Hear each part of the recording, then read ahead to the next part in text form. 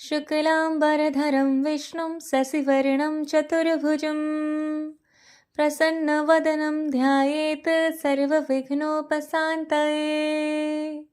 श्रीमन नारायण सभी को, आप सभी का पुनः मेरे चैनल आध्यात्मिक मार्ग में स्वागत है। अगर आप मेरे चैनल पर नए हैं तो सब्सक्राइब जरूर से कीजिएगा और कमेंट लाइक करना बिल्कुल भी ना भूलेगा और शेयर ज़्यादा से ज़्यादा कीजिएगा। आपको इस तरह की वीडियोस इस चैनल पर मिलती रहेंगी। तो आप सभी को आज पता है कि आमल की एकादशी आज के दिन है, जो फागुन माह के शुक्ल पक्ष की एकादशी होती है। बहुत से लोग आंवला एकादशी के नाम से इसे जानते हैं और बोलते हैं। तो आमल की का मतलब ही आंवला होता है, इसलिए इसे आंवला एकादशी भी कहा जाता है। आप सभी को पता है एकादशी का व्रत यूं तो सर्वश्रेष्ठ व्रत होता है, लेकिन इस आमल की एकादशी का भी एक अलग महत्व है। एकादशी के दिन श्री हरि विष्णु की पूजा की जाती है और आज के दिन आंवला अर्पित कर कर श्री हरि विष्णु की आराधना व पूजा की जाती है। इसी क्रम में आमल की एकादशी की व्रत कथा आती है, जिसे सुनने से ही मात्र प्राणी का कल्याण होता है और एकादशी की व्रत का फल भी प्राप्त होता है। तो आइए इस वीडियो को ज़्यादा लंबा ना करते हुए हम व्रत कथा आरंभ करते हैं। तो कथा कुछ इस प्रकार है कि एक बार राजा मानधाता ने वशिष्ठ जी से पूछा, हे गुरुदेव, यदि आप मुझ पर प्रसन्न हैं तो किसी ऐसे व्रत का विधान कहो जिससे मेरा कुछ कल्याण हो। वशिष्ठ जी ने कहा, राजन, सब व्रतों में उत्तम और मोक्ष प्रदान करने वाला आमल की एकादशी का व्रत है, सो वह मैं तुम्हारे समक्ष वर्णन करता हूँ। मैं आप सभी को बता दूं कि आमल की एकादशी का व्रत करने से आपको हजारों तीर्थों का पुण्य प्राप्त होता है। जी हाँ, उसी तरह उन गुरुदेव आगे कहते हैं कि फागुन के महीने में शुक्ल पक्ष की एकादशी का नाम ही आमल की है। इस व्रत के करने से संपूर्ण पाप नष्ट हो जाते हैं। इस संबंध में मैं एक कथा सुनाता हूँ। हे राजन, चैत्र रथ नाम का चंद्रवंशी राजा वैदिक नाम के नगर में राज्य करता था।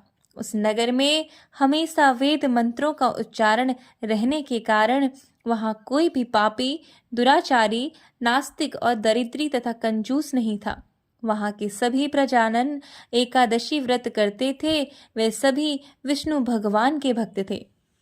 एक समय फागुन माह के शुक्ल पक्ष की आमल की एकादशी का व्रत किया।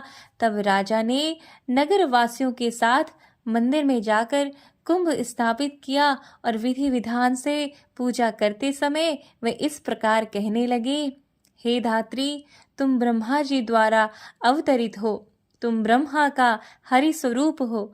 हे देवी, तुम सभी पापों को नष्ट करने वाली हो, तुमको मेरा नमस्कार है, नमस्कार है।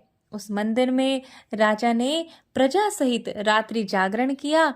उसी समय एक बहेलिया, जो जीव हिंसा करके अपने बच्चों को पालन करता था, भूख प्यास से व्याकुल हो रात्रि जागरण देखने के लिए मंदिर के एक कोने में आकर बैठ गया और वहां पर होती हुई एकादशी व्रत की कथा और महात्म्य को सुनता रहा। इस तरह उस बहेलिया ने भी सब लोगों के साथ रहकर जागरण रात्रि व्यतीत की। प्रातःकाल जब सब लोग अपने अपने घर चले गए तो अब बहेलिया भी अपने घर को चला आया और घर जाकर उसने भोजन किया। कुछ समय के बाद उस बहेलिया की मृत्यु हो गई। उसने उस आमल की एकादशी के व्रत तथा रात्रि जागरण के प्रभाव से राजा विदुरथ के घर में जन्म लिया। उसका नाम बसूरथ रखा गया। जब वह बड़ा हुआ तो चतुरंगिणी सेना के साथ 10,000 गांवों का पालन करने लगा। वह सूर्य के समान तेजस्वी, चंद्रमा की कांति जैसा, वीरता में विष्णु भगवान के समान तथा क्षमा में पृथ्वी के तुल्य था। वह विष्णु भक्त, सत्य वक्ता और अत्यंत धार्मिक था। एक दिन वह नृप वन में शिकार खेलने गया। दुर्भाग्यवश वह मार्ग में भटक गया और दिशा ज्ञान न होने से एक वृक्ष के नीचे सो गया। उसी समय वहां पर कुछ पहाड़ी मलेच्छ आए। वह राजा को मारो मारो शब्द कहकर उस पर टूट पड़े और कहने लगे कि इसी दुष्ट राजा ने हमारी संबंधियों को मारकर देश से निकाला है, इसको अवश्य ही मार देना चाहिए। इस प्रकार कह वह मलेच्छ राजा पर शस्त्रों से प्रहार करने लगे। मलेच्छों द्वारा छोड़े गए सभी अस्त्र शस्त्र लौटकर उन्हीं पर प्रहार करने लगे, जिसके कारण मलेच्छ स्वयं ही मूर्छित होकर पृथ्वी पर गिर पड़े। उसी समय राजा के शरीर से अग्नि के समान लाल लाल नेत्रों वाली वक्र भ्रुकुटी किए समस्त वस्त्राभूषणों से सुसज्जित एक दिव्य स्त्री प्रकट हुई। उस स्त्री ने जब राजा सो रहा था समस्त मलेच्छों को मार डाला। जब राजा जागा तो उसने उन सब मलेच्छों को मरा हुआ देखा। विचार किया कि इन शत्रुओं को मारने वाला मेरा इस वन में ऐसा कौन हितैषी रहता है जिसने इन सबको मारा है। जब वह राजा ऐसा सोच ही रहा था तभी आकाशवाणी हुई कि हे राजन, इस संसार में तेरी रक्षा स्वयं श्री भगवान विष्णु के अतिरिक्त और कौन कर सकता है। आकाशवाणी को सुनकर राजा अपने नगर को वापस चला आया और सुखपूर्वक अपना राज्य करने लगा। महर्षि वशिष्ठ जी ने कहा, हे राजा, यह सब उसी आमल की एकादशी के व्रत के प्रभाव से हुआ था।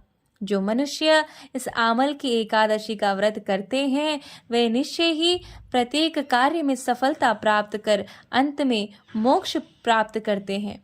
तो इसी प्रकार भक्तों, जो आमल की एकादशी अथवा आंवला एकादशी का व्रत करता है, श्री हरि का ध्यान भजन करता है, उसे मोक्ष की प्राप्ति होती है, हर कार्य में सफलता मिलती है और वह हर भय से उसका नाश होता है, उसके भय का मिटाया जाता है। श्री हरि की उसके पर भरपूर कृपा होती है।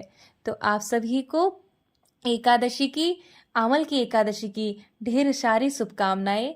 जय श्रीमन नारायण, जय श्री राम।